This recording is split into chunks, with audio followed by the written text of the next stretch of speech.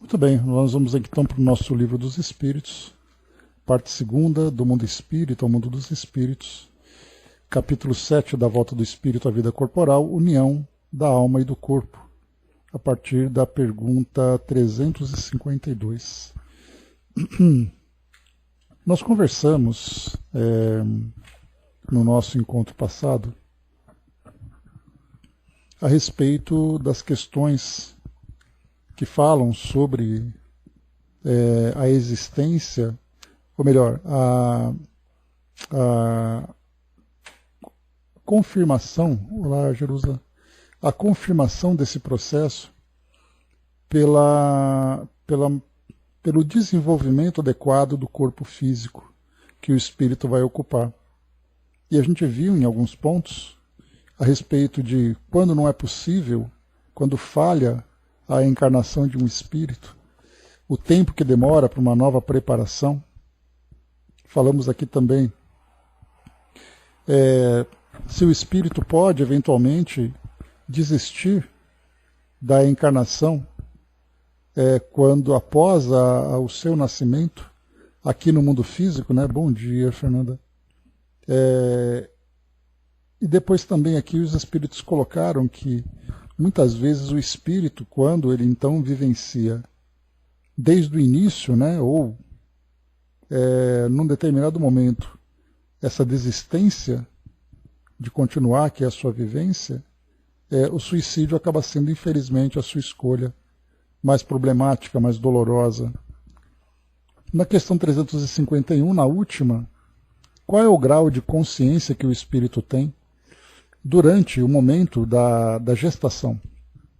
E aí nós vimos então que depende do ponto do estágio em que ele se encontra de desenvolvimento, mas de um modo geral o espírito é tomado por uma perturbação, né? Exatamente ali quando ele começa a perder consciência, né? Isso já em toda a sua preparação, naqueles momentos que antecedem mesmo a reencarnação, quando o espírito começa a se preparar psiquicamente para isso, e aí então fluidicamente ele também começa a vivenciar essas transformações, e aí então ele começa a ter a sua consciência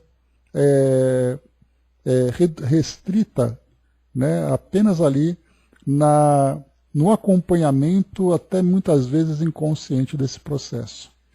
Inconsciente de uma forma relativa, porque, como nós lembramos, o espírito não se lembra, não tem consciência, mas ele sente aquele momento e tudo aquilo que o envolve. E nós conversamos bastante sobre isso a respeito de como hoje as nossas ciências, a ciência biológica, as ciências que lidam com as questões da mente, de que modo que os cuidados que são tomados durante esse momento da gestação, a influência dos sentimentos, do pensamento da mãe sobre a criança, e a doutrina vai além, né? Porque essa é uma visão simples e limitada, já que o pensamento não pode ser mensurado pelas nossas ciências, não pode ser medido, não pode ser compreendido a sua intensidade e a sua influência. Da perspectiva do espírito já é possível. E é isso que a doutrina espírita apresenta para nós. Então, embora o espírito esteja numa condição semelhante ao sono, como espírito ele se encontra ativo. A sua consciência se encontra adormecida, mas não o espírito, percebendo e sentindo tudo aquilo à sua volta. Daí então, né, que a gente vê a influência dos pais, da família, da mãe em especial, sobre o espírito em processo de desenvolvimento e como isso depois repercute em sua vida, de um modo geral na sua trajetória. Então, são momentos ainda, né, que nós compreendemos muito pouco, e até mesmo a própria doutrina, que não se dedicou exclusivamente a esse tema, tem muito ainda para trazer para todos nós, né? Então a gente vê em alguns romances, né, que nós vamos acompanhar, inclusive, o livro Missionários da Luz, quando André Luiz conta para nós sobre a reencarnação de Segismundo, nós veremos aqui no final desse capítulo, e aí, desse item, né? E aí nós faremos uma revisão sobre todo aquele processo que André Luiz vai narrando para nós. Inclusive já, né, antecipando que era um espírito que vai reencarnar trazendo ali uma inimizade com aquele que vai ser o seu pai. E aí então a preparação espiritual, o encontro dos dois na dimensão espiritual, um desencarnado, o outro em desdobramento. Então isso mostra para nós que o nascimento de uma criança em si não é apenas o nascimento, mas é um quadro bastante complexo, bastante profundo, envolvendo histórias, envolvendo consciências, envolvendo indivíduos, né? Bom dia, Marli. Então aqui fechamos a 351, né, no nosso encontro passado, começando agora a 352. Se diz para nós aqui então, Kardec. Imediatamente ao nascer, recobra o espírito a plenitude das suas faculdades? A resposta não, elas se desenvolvem gradualmente com os órgãos. O espírito se acha numa existência nova. Preciso é que aprenda a servir-se dos instrumentos de que dispõe. As ideias lhe voltam pouco a pouco, como a uma pessoa que desperta e se vê em situação diversa da que ocupava na véspera. Né? Então, quando o espírito, então, vinculado ao corpo físico, a criança nasce, o espírito, então, ele precisa se adaptar, precisa se ajustar àquele aparelho, àquele organismo que vai servir para ele como instrumento de desenvolvimento aqui no mundo físico. Então, acompanhando dentro da nossa própria biologia, nós temos então ali o desenvolvimento do corpo físico, o desenvolvimento do organismo de um modo geral, o seu sistema nervoso. Vemos ali, né, no caso de uma criança, por exemplo, que hoje ela é estudada, né, pela medicina, pela psicologia, para entender exatamente ali quais são as fases do seu desenvolvimento, o início da fala, o início ali de algumas das suas habilidades, os sentimentos que começam a se desenvolver. E aqui então os espíritos, quando eles dizem que as ideias lhe voltam pouco a pouco, esse pouco a pouco aqui, ele é um período bastante extenso, né? Então nós temos que considerar exatamente esse longo período de desenvolvimento. Bom dia, Marion. Esse longo período de desenvolvimento, onde gradualmente ali o espírito vai então, não somente dominando melhor o organismo que ele está utilizando, mas também a sua consciência. Vai mostrando ali os seus pensamentos, as suas ideias, as suas tendências. Daí então o grande valor, né, que nós comentamos, sobre todas as escolas religiosas que visam o desenvolvimento infantil.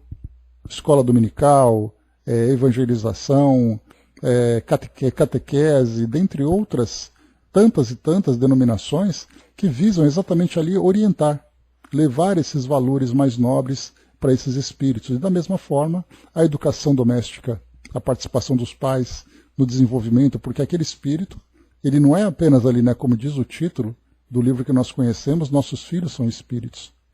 E por isso, então, esses espíritos são seres que trazem uma longa bagagem, e aquele momento em que em que a criança se mostra tão frágil, aparentemente nós temos ali então o espírito, trazendo ali a sua longa bagagem de experiências, ora positivas, ora negativas, e colocando aqui o mundo de provas e expiações.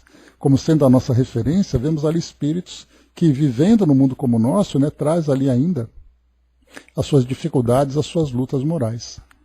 Mano colocou, né, nascemos tão delicados, né, incentivados a desenvolver a humanidade, né, com a nova oportunidade de aprendizado. Então, a presença do espírito aqui no mundo é o início de uma nova história, né, em que ele vai trazer todo o conhecimento e toda a experiência já adquirida, mas também ali as necessidades de ajustes que ele precisa, mas a sua nova encarnação é exatamente ali uma nova história.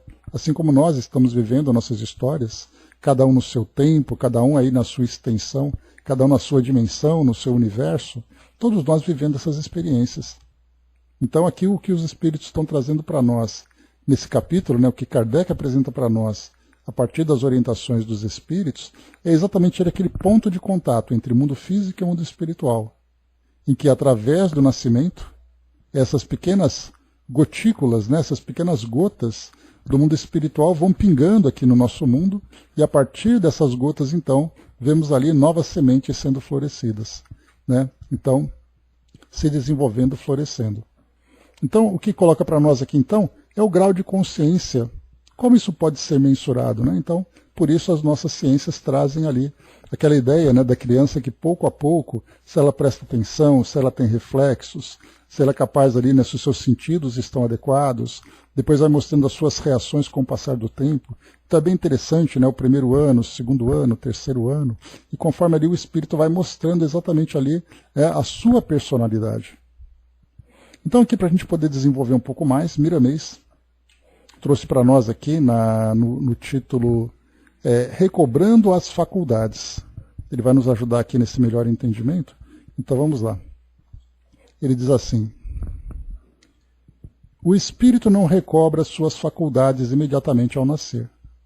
Ele ainda não se encontra em completo domínio sobre o seu corpo. O seu instrumento de carne não lhe fornece meios para tal empreendimento. Então, nesse primeiro ponto, ele fala exatamente que o corpo físico ainda, nesse início de desenvolvimento, não é capaz de dar ao espírito os recursos necessários para que ele possa manifestar ali a sua personalidade plena, as suas ideias de uma forma completa. Compete, porém, ao espírito esperar, pois com o crescimento do corpo, ele vai recobrando paulatinamente suas faculdades espirituais. Mas nunca se apossa dos seus dons, envolvido na carne, como se estivesse em espírito. Né? Então, quer dizer, estando na carne, todos nós aqui, não tenhamos dúvida, né? Temos uma existência bastante limitada, bastante restrita, pelas próprias condições do nosso corpo físico. Ao contrário do espírito desencarnado, né, que desfruta ali da plena liberdade e, consequentemente, da sua plena capacidade de pensar, de se desenvolver, né, no corpo físico é diferente. Então aqui a gente vai trabalhando de uma forma limitada, restrita, de acordo com as nossas necessidades. E ele segue. A alma se encontra abafada pelo amontoado de células que, mesmo vivas e em certa plenitude de poderes enérgicos, está muito aquém dos canais que o espírito precisa para se manifestar como espírito livre. No entanto, é capaz de realizar grandes coisas.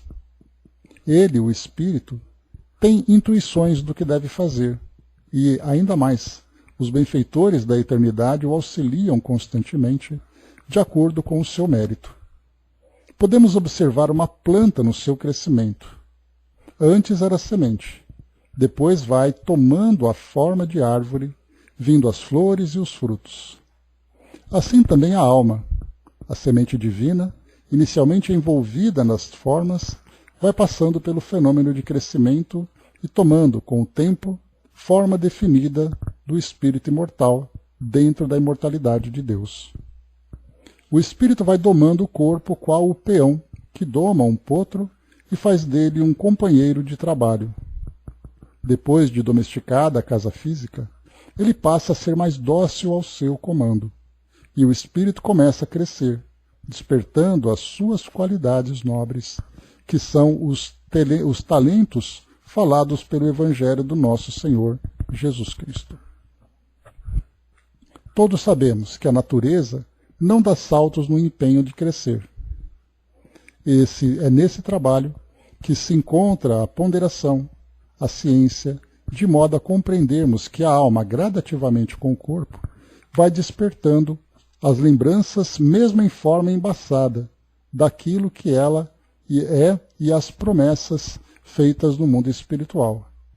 Aquilo que assinamos ao nascer para a Terra vem ao nosso encontro pelos canais da intuição, de modo que cada dia somos conscientes dos nossos caminhos a percorrer. A encarnação é uma vestimenta grosseira de matéria. Embora divina na sua expressão, ela é rude ante o espírito que ainda desconhecemos na sua plenitude. Porém, ele desenvolve suas qualidades mediante os obstáculos que vai encontrando para tornar-se um sol, em manifestação do sol maior. Já falamos muitas vezes e tornamos a dizer: para nos libertar, devemos começar pelo esforço de cada dia, que mãos invisíveis não faltarão na operação subida.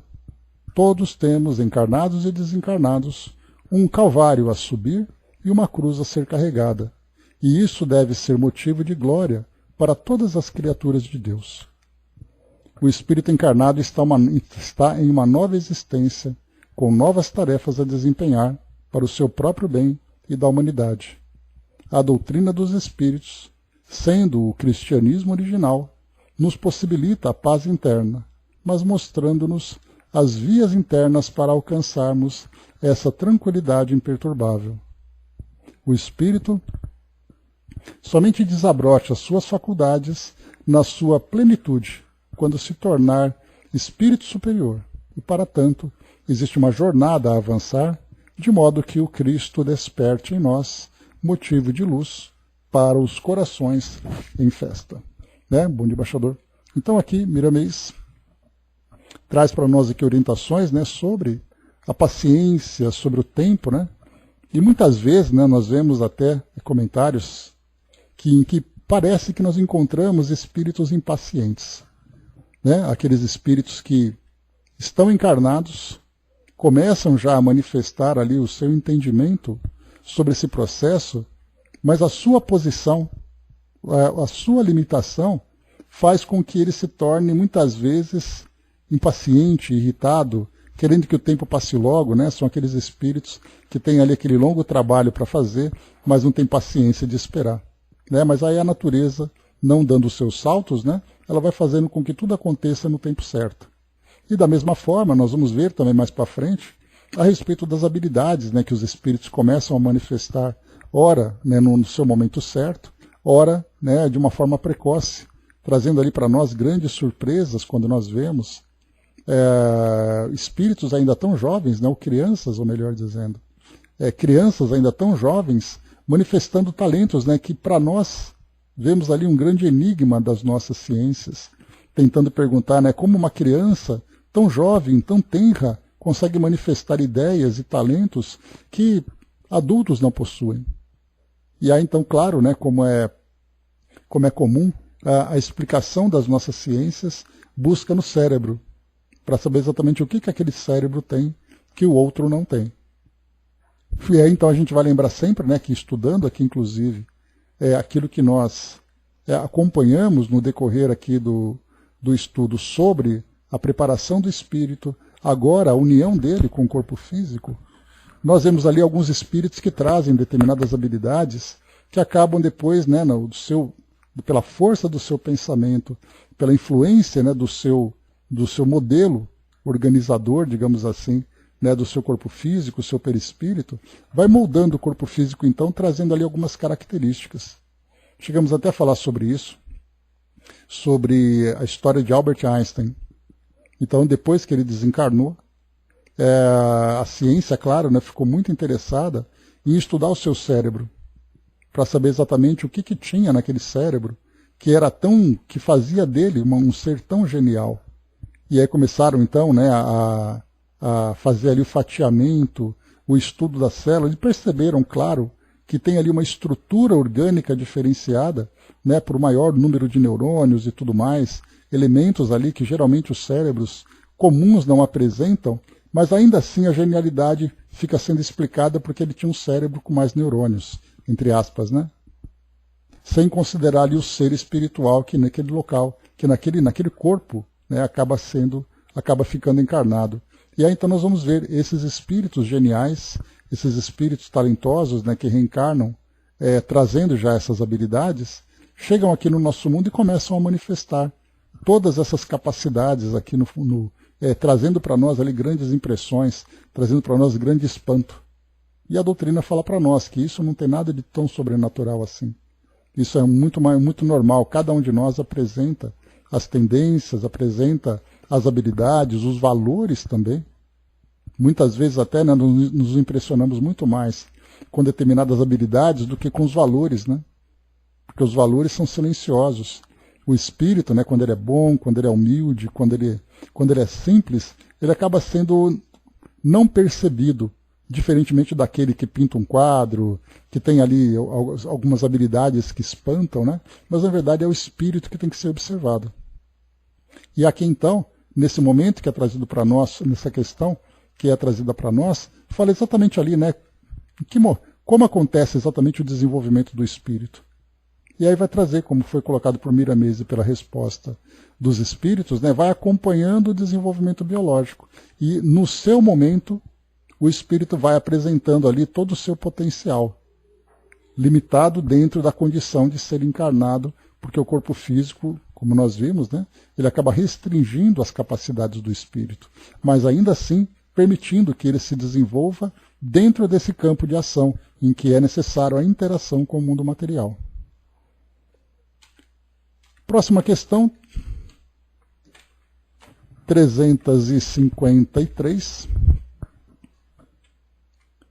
Não sendo completa a união do espírito ao corpo, não estando definitivamente consumada, senão depois do nascimento, poder-se-á considerar o feto como dotado de alma?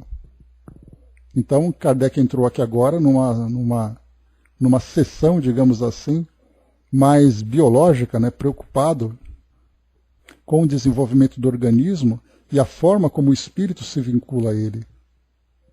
Então, aquele feto que se encontra, e esse é um tema também bastante intrigante aqui para a nossa sociedade, porque hoje nós temos o debate na nossa legislação, quando se é permitido o aborto.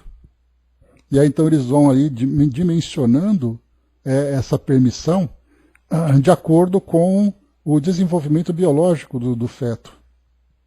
Porque para a nossa sociedade, aqui no Brasil, por exemplo, nós temos ali aquela lei que define a personalidade de um indivíduo, que é considerada a partir do nascimento em alguns casos, mas antes do nascimento em outros, como o próprio direito à vida, por exemplo. Então, nesse caso, né, se define, e nós temos aqui a legislação brasileira, temos também aqui outras leis de outros países que permitem, que não permitem e tudo mais, mas a visão que se tem é que o desenvolvimento do feto ele é um processo biológico, essencialmente biológico. Então ele tem o direito à vida, porém essa vida ainda não foi reconhecida e só o será no momento em que o bebê nasce. E aqui nesse caso, então, nós podemos dizer que esse feto ele é dotado de alma. A ciência não entra nesse campo. O que ela fala é qual exatamente o grau de desenvolvimento do organismo, sistema nervoso, órgãos, corpo físico. Em que momento é permitido e não é permitido? E é bem curioso, né? Vemos ali assim que a nossa lei ela é baseada no nosso entendimento da vida material. E ela não leva em consideração a vida espiritual. Nós falaremos ainda sobre o aborto, né, a partir da questão 357, fala desse tema. Então, provavelmente, nós vamos tratar dele na semana que vem.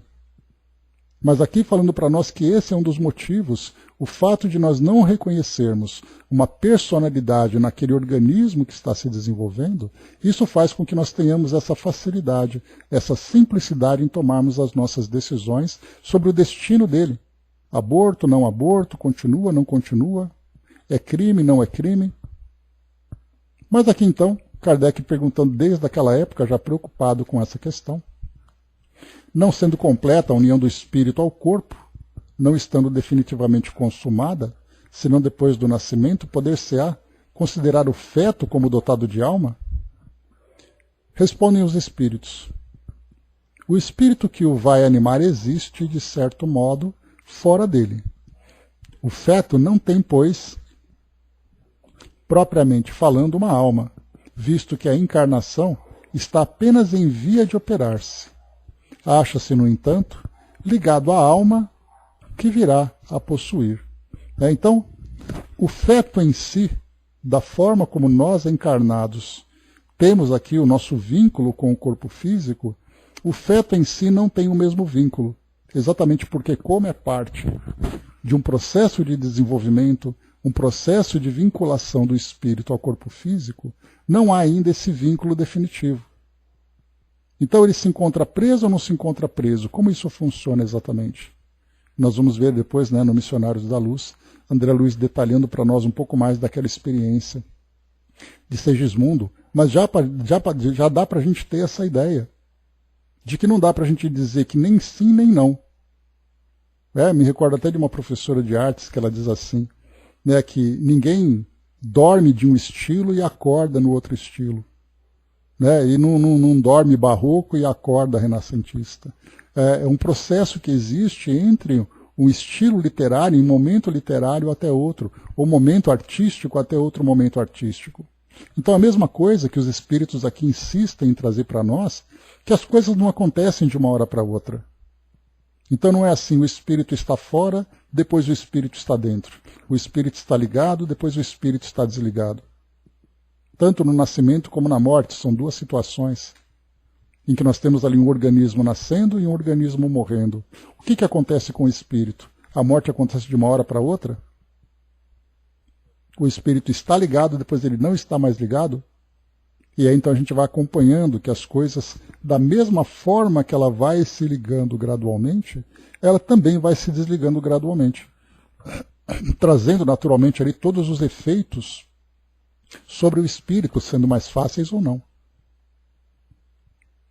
Então nós temos aqui no caso do nascimento, por exemplo, o espírito vai se aproximando gradualmente, e aí então cabe a termos esse entendimento a partir daquilo que a doutrina espírita, por exemplo, traz para nós, a partir das instruções, das orientações dos espíritos, que são ali motivados pelas nossas questões, trazerem esses esclarecimentos. Então nós ficamos sabendo, a partir dessas instruções, que existe essa vinculação gradual, em que conforme o organismo vai se desenvolvendo, o espírito vai o envolvendo. Não dá para a gente ter uma ideia exatamente como isso acontece, trazer para nós uma imagem, mas poderíamos dizer que o espírito vai lançando pequenos laços, pequenos pontos fluídicos que vão ali grudando conforme as células vão se multiplicando. Os espíritos dizem para nós, né, que nós nos conectamos célula a célula, átomo a átomo do nosso organismo, como se nós estendêssemos pequenos fios que vão se conectando, incontáveis fios, né, que representam ali a mesma quantidade de células, do tamanho dos tecidos que nós temos, dos nossos órgãos. Então o perispírito vai se envolvendo, se vinculando a ele.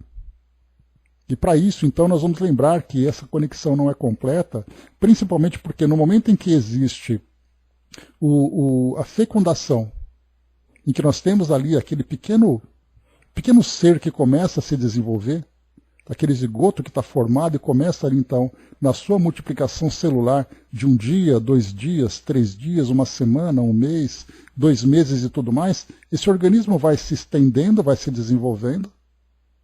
E aí então nós podemos ver notoriamente, no caso da barriga da mulher que vai crescendo, significa que aquele organismo está se desenvolvendo, significa que também o espírito gradualmente está se vinculando a esses novos tecidos que vão surgindo. E é isso que para nós é fascinante, percebermos que essa ligação não pode ser completa, porque o organismo ainda não permite essa ligação completa. Mas no momento em que o espírito está pronto, o corpo está pronto e ele nasce, o espírito já está vinculado a ele. E até uma questão que a gente coloca também. Em que momento exatamente essa ligação se completa antes da criança nascer? Será que 1 semana antes do corpo nascer, o espírito já está pronto, já está preparado para isso? Como nós podemos entender os casos das crianças prematuras? Tem uma aluna que a mãe dela dizia que ela reencarnou com 6 meses e meio. Ela nasceu com 6 meses e meio e ficou ali no hospital com aquela preocupação de aguardar o desenvolvimento, com incubadoras, com todos aqueles cuidados, né, neonatais, para que o organismo dela pudesse se desenvolver. Hoje ela é mãe e tudo mais, né? Então, mas com 6 meses e meio, como o espírito então fica nessa condição, já que durante 9 meses é o período de gestação? E até nisso a gente acaba percebendo também que no caso da medicina, junto com a medicina espiritual, porque certamente enquanto aquele espírito se encontra vinculando ao corpo, que está se desenvolvendo e acaba nascendo prematuramente, certamente nós temos uma grande mobilização no plano espiritual para cuidar daquele organismo e daquele espírito que está se vinculando. Porque agora acontece de uma forma não tão natural como acontece durante a gestação. A gestação nada mais é, a palavra gestação, nada mais é do que aquele momento em que a coisa está sendo ali desenvolvida, cuidada, criada. E aí então a mesma coisa acontece quando o espírito se vincula então a esse corpo, dentro de cada momento em que o feto vai se desenvolvendo, até chegar ali no bebê e tudo mais, até o nascimento. A Mami colocou, né, por isso, a Angelina colocou, no futuro, nós do grupo JBE, vamos ser espíritos melhores, né, porque o professor tem paciência com todos, o professor do outro lado, né, Angelina? Porque olha só lá do outro lado mesmo para poder cuidar da gente. Esperamos, pelo menos, aproveitar um pouco dessas lições, né? A Mami colocou, né, por isso que se fala, né, que a vida, desde o início, na fecundação, a vida vai acontecendo desde sempre. Então, enquanto nós, como participantes do nosso mundo encarnado, e as nossas ciências, né, nós lembramos que a ciência, de um modo geral, quando nós falamos na medicina, na química, na física, nós falamos da ciência como sendo uma instituição, mas na verdade ela nada mais é do que a soma dos conhecimentos dos homens, que vão ali juntando conhecimento, desenvolvendo capacidades e tudo mais, para fazer com que determinados assuntos comecem ali a se tornar aceitos, conhecidos, vendo a sua aplicação. Então, na verdade, quando nós falamos que as nossas ciências ainda não compreendem, nós estamos dizendo que as pessoas, nós encarnados, ainda não entendemos. E a partir do momento em que esses ensinamentos, através da doutrina espírita ou através de outras filosofias, nós não sabemos exatamente o que virá pelo mundo afora. Porque é claro que na nossa visão, a doutrina espírita é a filosofia definitiva. E de repente ela é uma filosofia que dá início a outras filosofias paralelas que trazem ali os mesmos valores, os mesmos princípios, os mesmos mecanismos. Então, de modo geral, nós veremos o conhecimento se espalhando pelo mundo, porque não devemos ter aquela ideia, né, de que o mundo só se transformará quando a doutrina espírita conseguir dominar todo mundo. Os espíritos trabalham de caminhos mais variados. Hoje nós temos essa filosofia que apresenta para nós esse modelo de desenvolvimento de ideias, esse modelo de conhecimento sobre a realidade espiritual. Mas e se por acaso nós estivermos falando, por exemplo, sobre a China? Quer dizer que os chineses só terão a capacidade de compreender se por acaso a doutrina espírita chegar até lá? Os espíritos certamente têm ali os seus mecanismos, fazendo com que esses conhecimentos vão ali se espalhando, não dependendo de um canal exclusivo para isso. Então nós não sabemos como isso será no futuro, mas certamente nós perceberemos que o nosso entendimento sobre essa realidade espiritual em todos os cantos do mundo passarão a olhar para esse momento da gestação não apenas como processo biológico, mas olhando também ali sobre a perspectiva espiritual. Entendendo a vinculação do espírito, entendendo a necessidade de observarmos também aquilo que vai muito além da matéria, muito além daqueles tecidos que vão se apresentando. Quantos e quantos são os debates que acontecem na nossa sociedade a esse respeito, pelo fato de nós não termos o conhecimento espiritual bem desenvolvido? Aborto, células-tronco, métodos contraceptivos com seres, com indivíduos que trazem comprometimento com reencarnações. Quer dizer, tantos e tantos terem debatidos, não apenas pela bioética, mas poderíamos criar ali um neologismo, o espiritoética também. Porque a nossa bioética ela é muito relativa.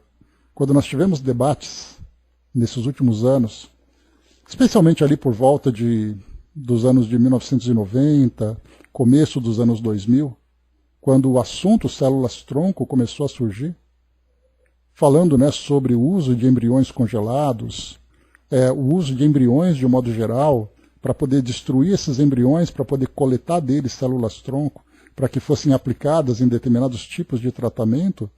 Os debates que aconteceram no Brasil em especial, porque isso acontecia em várias partes do mundo, mas aqui no Brasil em especial nós tivemos, me recordo, em frente ao Supremo Tribunal Federal, quando se debateria essa questão da bioética, aplicada em determinados casos, que nós tínhamos ali manifestações públicas, manifestações de segmentos da sociedade.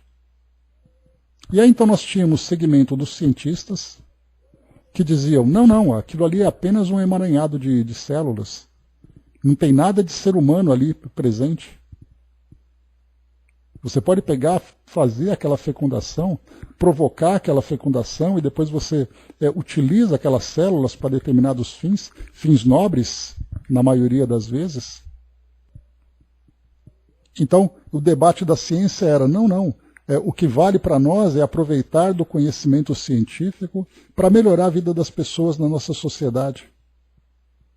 E aí depois vinham os religiosos, por sua vez, dizendo que não, isso não é permitido, porque isso é uma violação das leis de Deus, porque isso é pecado. Então, quer dizer, gerava, por um lado, ameaçava entrar no campo do espírito, mas depois acabava declinando por causa dos dogmas. Quando ele falava que era pecado, quer dizer, pecado você está falando da vontade de um ser que os céticos não conhecem, que os céticos, nem nós, que somos espiritualistas, compreendemos, que é falar do que Deus diz que é certo ou que não é certo. Será que aquilo que nós julgamos que é certo não é certo? E aí então os argumentos que os religiosos apresentavam eram argumentos que não se sustentavam. Porque apenas atacavam dizendo que era pecado, mas não falavam sobre a realidade do espírito. A própria doutrina espírita, depois ela chegou também, me recordo de um palestrante da Federação Espírita Brasileira, foi fazer uma exposição no plenário do Supremo Tribunal Federal, falando sobre a importância da vida, falando sobre o que a doutrina espírita traz, mas também muitas vezes acabou não encontrando eco. Porque falava sobre a realidade do espírito por uma sociedade que não estava preparada para isso. Então eram palavras bonitas, palavras inteligentes, mas não passavam ali de elementos de fé e não de realidade. Então os debates ficavam em torno dessa bioética, trazendo a visão da sociedade, e a sociedade, pessoas comuns, por exemplo, que traziam ali as suas ideias, traziam mães com crianças com determinadas deficiências físicas, dizendo, olha, a ciência pode ajudar meu filho, e essas células-troncos podem resolver tudo isso. Aí sensibilizava aquele lado, dizendo, olha, é a ciência que pode fazer isso. Vinham os cientistas, traziam sua visão, os filósofos traziam sua visão, os religiosos, cada um no seu segmento, trazendo a sua visão. Exatamente porque nós debatemos aqui quase que no escuro, pelo fato de nós não termos, nós enquanto sociedade planetária, não tínhamos ainda o entendimento sobre a realidade do mundo espiritual. E essa questão de o espírito se vincular gradualmente ao corpo físico é algo extremamente novo para nós. Porque, primeiro, se considera a alma como algo incompreensível. Segundo, se fala sobre o organismo como algo biológico. E quando é que nós vamos falar dos dois juntos? Quando esse ser, essa consciência extracorpórea, pula com o seu corpo físico. Então, olha quantas coisas ainda a nossa sociedade tem para discutir. E aqui no Brasil nós temos, em alguns debates, a Federação Espírita Brasileira conversando sobre isso. Mas e nos outros países? Nos países da América do Norte, da Europa, da Ásia, em que se debate sobre tudo isso? O que se fala a respeito do espírito? A princípio nós não vemos nada. Eventualmente nós vemos uma manifestação, por exemplo, do Papa, que lança ali uma homilia, se eu não me engano é o nome que se dá, ou então ali um documento para dar a opinião da igreja sobre aquilo. Mas muitas vezes essa opinião da igreja não tem efeito nenhum. Porque a ciência, já principalmente pelo ranço que se traz do passado, onde a igreja interferia na ciência e agora cada um segue seu próprio caminho, é apenas ali um discurso tentando moralizar aquilo que a ciência não tem essa preocupação. É um período difícil que a gente está vivendo, mas o tempo virá, dias virão em que nós passaremos a ter essa compreensão mais clara sobre isso. A Angelina colocou para nós, deixa eu ver. Quando estudante assistia a um parto normal e uma cesariana, chama maravilha. O parto normal, o ser sendo retirado do ventre. Não existe beleza igual, coisa linda, Angelina? Muito bonito mesmo. Mami colocou, não entendemos ainda a parte bioquímica, genética totalmente. Imagina a junção disso com a bioquímica espiritual. Se a genética para nós é desafio, imagina aquilo que a gente não vê. Se aquilo que a gente vê já traz para nós tantas dúvidas, imagina aquilo que não pode ser visto. Bem interessante, né? Mami colocou, né? Por enquanto, no bem-estar físico, falando sobre o empoderamento do corpo e das decisões sobre ele, né? Com o tempo, entendendo progressivamente o que realmente acontece, vamos entendendo o real sentido do que se é empoderamento real, exercício do livre-arbítrio, né? Então temos muito ainda, né? A doutrina está aqui, ela se encontra hoje conosco há 160 e poucos anos, precisamente ali há 167 anos, e agora em 2027 faremos 170 anos, né?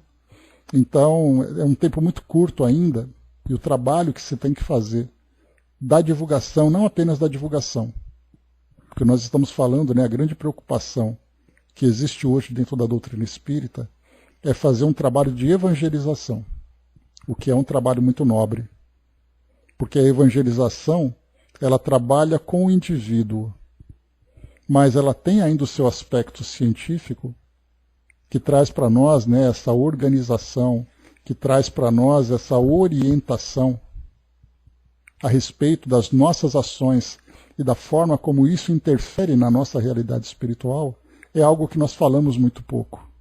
Bom dia, Dudu. Porque quantas vezes nós falamos sobre os ensinamentos de Jesus?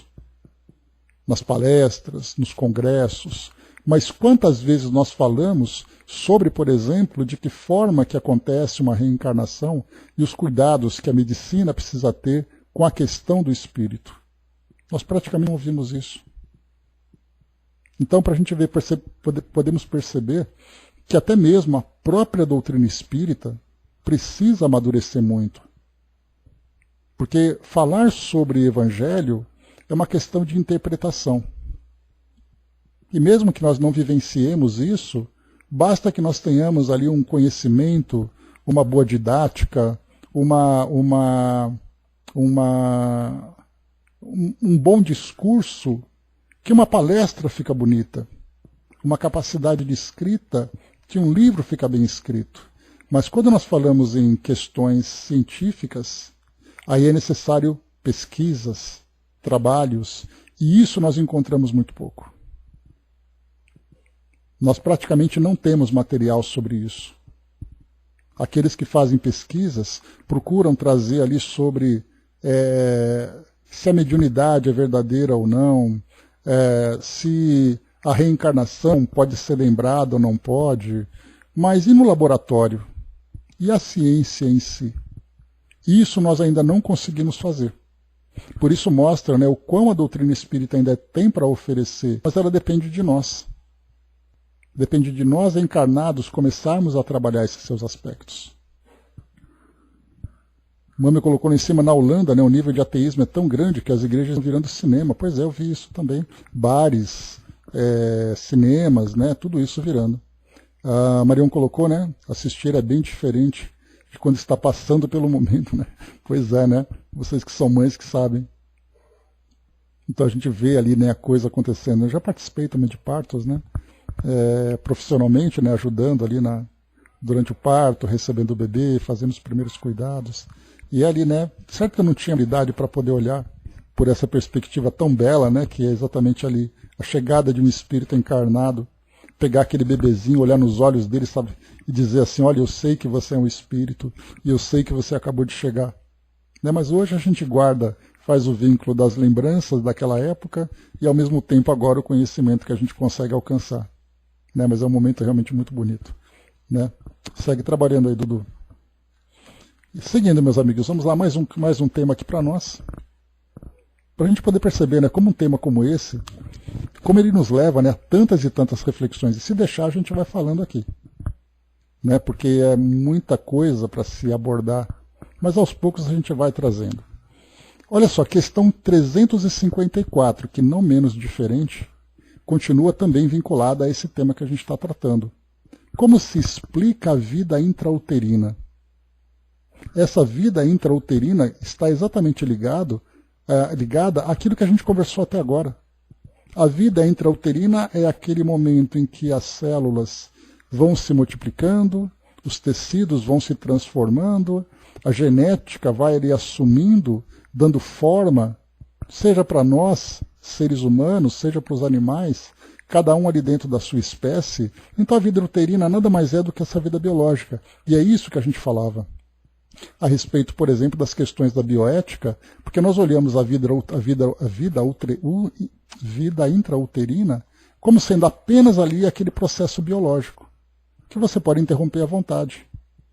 Vemos questões não apenas de bioética, mas vemos também manifestações sociais, com aquele cartaz, né, com aquele discurso, meu corpo, minhas regras, em que em alguns países existe ali, né, o debate a respeito da liberdade de escolha, o aborto, por exemplo, simplesmente porque você tem noção, a sua ideia, a ideia que se tem, é aquela ideia em que aquele corpo em desenvolvimento nada mais é do que um conjunto de células. Então você pode simplesmente eliminar sem ter nenhum tipo de preocupação. Mas aqui essa questão 354 faz para nós aqui olharmos o avesso dessa história. Como se explica a vida intrauterina? É a da planta que vegeta. A criança vive a vida animal. O homem tem a vida vegetal e a vida animal, que, pelo seu nascimento, se completam com a vida espiritual. Então a gente já começa a olhar que, sim, tem um lado biológico, mas também tem um lado espiritual. E quando nós olhamos aqui, nessa questão 353, o espírito que o vai animar, perguntando aqui, né, como nós devemos considerar o feto. O espírito que o vai animar existe, de certo modo, fora dele. O feto não tem, pois, propriamente falando, uma alma. Acha-se, entretanto, ligado à alma que virá a possuir. Então, aquele ser está vinculado a alguém. Como esse alguém não é reconhecido, então nós olhamos apenas no aspecto material. E aqui então ele traz para nós, né, nessa 354, é a planta que vegeta, simplesmente ali o processo biológico acontecendo. O espírito, na expectativa, acompanhando o desenvolvimento desse ser biológico, para que gradualmente ele vá se vinculando, para que no final se consuma esse processo e ele passe então a viver aqui entre os encarnados. Mas me colocou lindo sair de uma única célula e passar para a pluricelular, né? Pluricelularidade na forma de um bebê, de 3 quilos, né? Pois é. Beleza, né? 355. Há de fato, como indica a ciência, crianças que já no seio materno não são vitais? Com que fim isso ocorre? Quer dizer, quando se fala sobre ciência, aqui a gente lembra que é ciência do século XIX. Hoje, mais do que nunca, né? Então, quer dizer, há de fato crianças que já no seio materno não são vitais? Hoje nós temos, né? Temos ultrassom, temos ali vários exames que vão mostrando, né, como acontece esse desenvolvimento. Kardec falava naquela época, naquela ciência que era ainda embrionária, aquela ciência em desenvolvimento, em que os médicos ali tinham ali uma ideia, quando tocavam a barriga da mulher e percebiam que a criança não se mexia, tentava escutar ali para ver se por acaso, ao escutar, né, para ver se o coração batia ou não. Essa era a análise que se tinha daquela época. Observava o crescimento da barriga para ver se a criança estava se desenvolvendo ou não. Hoje é diferente. Hoje nós temos exames ali altamente avançados que mostram o passo a passo desse desenvolvimento. Pois é. Então aqui foi perguntado para nós como a ciência indica crianças, se há de fato, né, crianças que não são vitais. Então depois, com que fim isso ocorre? Frequentemente isso se dá, e Deus o permite como prova, quer para os pais do nascituro, quer para o espírito designado a tomar o lugar entre os vivos. Então, quer dizer, frequentemente isso se dá. E aí então nós vamos encontrar, né, os abortos espontâneos, ou mesmo aqueles nascimentos que não se consumam. Quer dizer, o nascimento acontece, mas o feto ali não se consuma. A criança não vinga. Então isso se dá. E frequentemente isso acontece. E aí então vem para nós, ó, Deus o permite como prova, quer para os pais, quer para o espírito designado tomar lugar entre os vivos. E isso para nós é bastante desafiador, né? Porque a gente vai querer, claro, entender por que isso aconteceu. Comentei com vocês, né, que na minha família aconteceu isso. E a pergunta, né, o bebê acabou nascendo, 3 dias depois acabou desencarnando por complicações durante o parto. E a pergunta é, por que eu tive que passar por isso? Aí são perguntas que hoje a gente não tem condições de responder. Porque para isso nós temos que conhecer a nossa própria história. E essa nossa história tem ali eventos que acontecem lá atrás, né? Tem momentos que vão ali lá para trás, trazendo ali repercussões que acabam depois culminando nesse momento. E aí então nós vamos querer entender por que das leis de Deus se aplicam dessa forma tão dolorosa para alguns indivíduos e não para outros. Prova para os pais do nascituro. Fiquei inclusive de colocar para vocês aquele artigo, né? O luto silencioso das mulheres que acabam vivenciando, né, os efeitos do aborto, né, no sentido psicológico, emocional. Nessa parte de luto eu acabei me esquecendo. Depois eu ponho para vocês lá de novo. Então fala sobre provas, tanto para os pais como para o espírito. Em que situação o espírito também? Miramês ele comenta aqui conosco que pode acontecer quando o espírito que não aprendeu a valorizar a vida, durante ali algumas encarnações ele acaba, ou tentativas de reencarnações, ele acaba então vivenciando essa interrupção.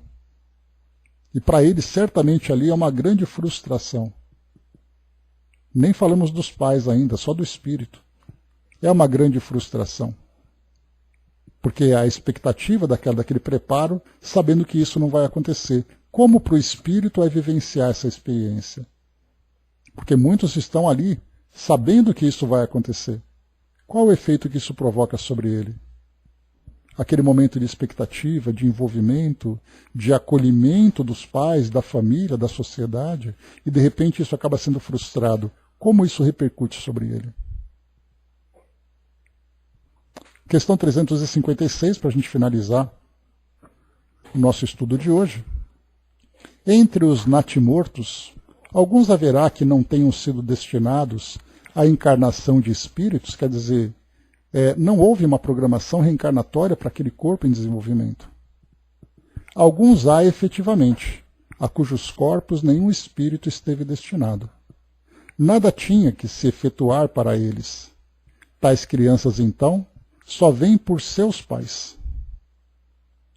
Então, eis aí, né, os pais vivendo determinadas experiências, e essas experiências são relativas exatamente a essa dor, a essa perda. E ali não tem nenhuma programação reencarnatória, é apenas a expectativa biológica e emocional, psicológica, claro, mas não uma expectativa espiritual, porque nada se planeja para aquele momento. Kardec pergunta ainda no 356A, pode chegar a termo de nascimento um ser dessa natureza? Algumas vezes, mas não vive.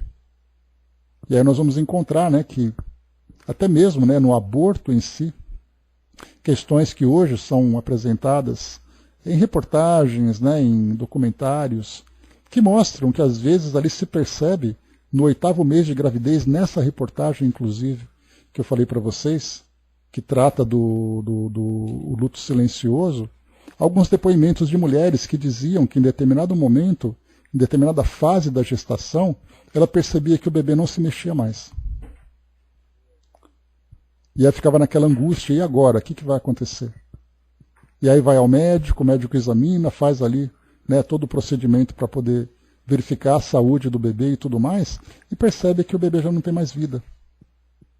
E aí tem que decidir tirar aquela criança. E certamente ali quando se tira essa criança, a família, a sociedade, pessoas começam a opinar. Deve ser permitido que isso aconteça, imagina, esperar uma mulher ter o bebê até o final para depois ela viver a frustração. Outros preferem, não, eu prefiro viver até o final. Para poder passar por esse processo e viver de fato o meu luto e não viver o aborto. São opiniões de cada uma. Para a gente poder ver de que forma que nós, enquanto sociedade, enquanto seres encarnados, lidamos com essas dificuldades, com esses desafios morais que fazem parte do nosso cotidiano. aqui do mundo de provas e expiações. E na questão 356b, Kardec coloca então, na questão A, né, que algumas vezes o bebê pode nascer, pode chegar ao fim da gestação, mas ele não vive. Segue-se daí que toda criança que vive após o nascimento vem forçosamente encarnado em si um espírito. Então, quer dizer, se por acaso nasce um bebê e esse bebê morre em seguida, pode ser que não tenha nenhum espírito vinculado a ele. Quer dizer, então, que se o bebê continua, forçosamente tem um ser encarnado nele? Aí nós vamos entrar aqui, que seria ela se assim não acontecesse? Não seria um ser humano. Até porque o ser humano não é o biológico. O ser humano é o espiritual. É a natureza do ser que habita aquele corpo que dá a ele a humanidade. E aí então nós também temos, né, muitos temas, muitos pontos a serem analisados a partir dessa questão, quando nós vemos então aqui, né, que segue-se forçosamente que o espírito está vinculado a ele. Estando vinculado a ele, então, portanto, significa que aquele ser se encontra em condições de continuar o seu desenvolvimento aqui no mundo físico. E aí nós vamos ter ali vários e vários debates a respeito, né, da forma como nós lidamos, né, se o espírito, quando ele não vinga após o nascimento, se tinha ali um espírito ligado, se não tinha um espírito ligado, como que as emoções e o psiquismo vão lidando com tudo isso também. Então aqui, meus amigos, para finalizarmos na questão 357, Kardec vai trazer, né, que consequência tem para o espírito o aborto. Nós vamos deixar então para o nosso próximo encontro, né, porque agora a gente vai falar sobre o espírito abortado. E vamos fazer aqui um nosso estudo, não necessariamente trazendo um tom de julgamento, mas nós vamos trazer aqui uma análise da realidade espiritual desse processo.